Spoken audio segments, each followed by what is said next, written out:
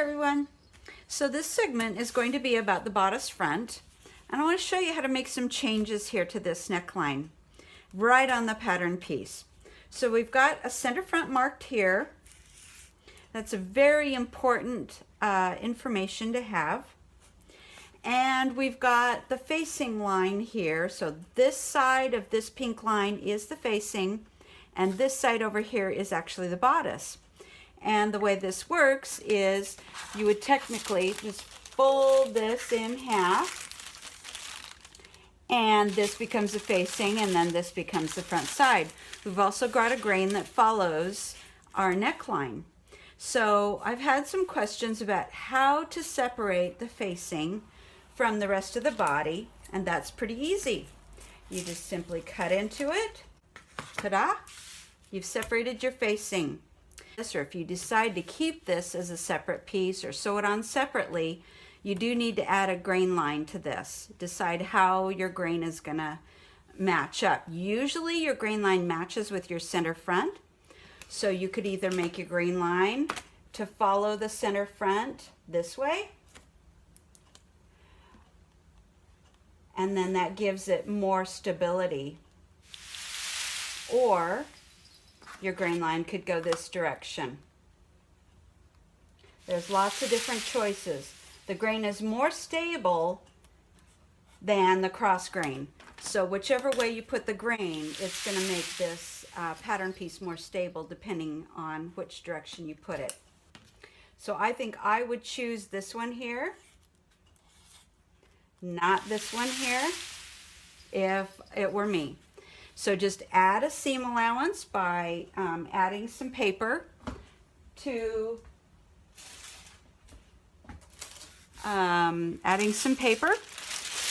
Take a little pattern paper, put it under here.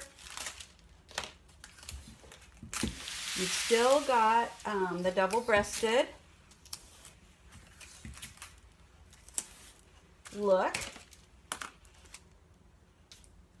Add your grain line or your seam allowance.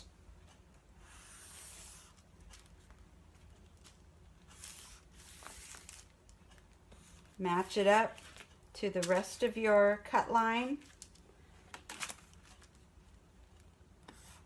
and you're good to go.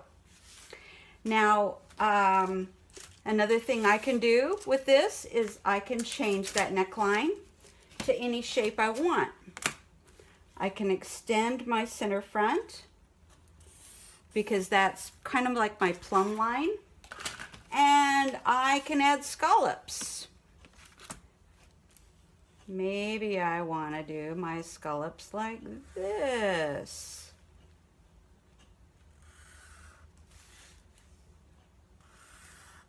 You see that?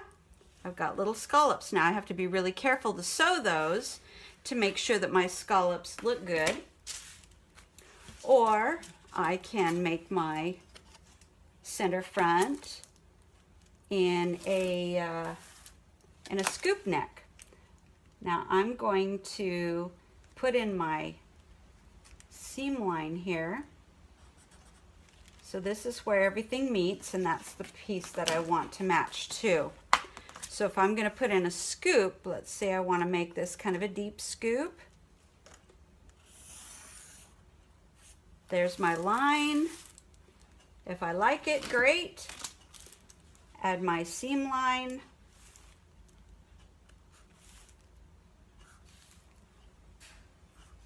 And I'm ready to go. Okay, so let's say, oh yeah, and if I wanted to make this scalloped, then I'd want to scallop all the way down maybe. So let's say I want to put a seam here at center front.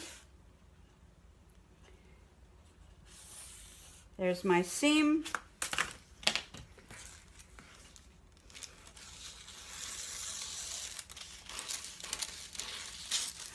Cut this piece away.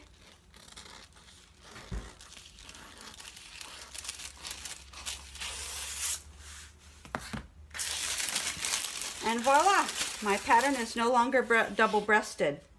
Now what if I don't want a seam there? I can take care of that too. simply by, oh, I also want to change the grain. Put my seam here, change my grain, mark this one out because I don't want this bias grain anymore. I want it to go along with my center front, and then I'm ready to go. Or I can make this a cut on fold. So mark this, cut one on fold, center front, take away my seam allowance,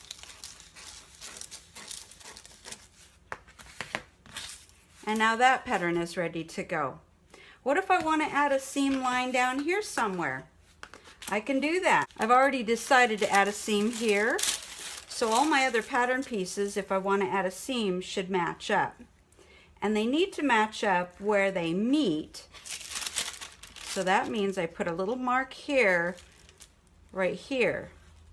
Because this is where, this is my seam line. And I want to match those there. I can curve this, I can make it parallel to the waist. I can do whatever I want. There's my cut line.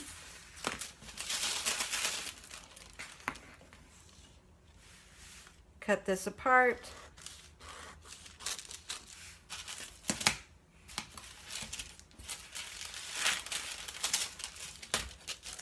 Add my seam line.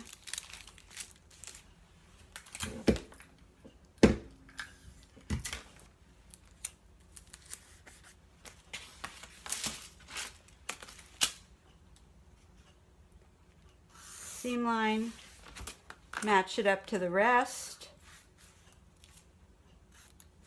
and I'm ready to go. So you get the idea. It's easy to change the grain line, the neckline, and add seams wherever you feel like. Just remember to create a facing, and I'll show you how to do that in the next segment with the back.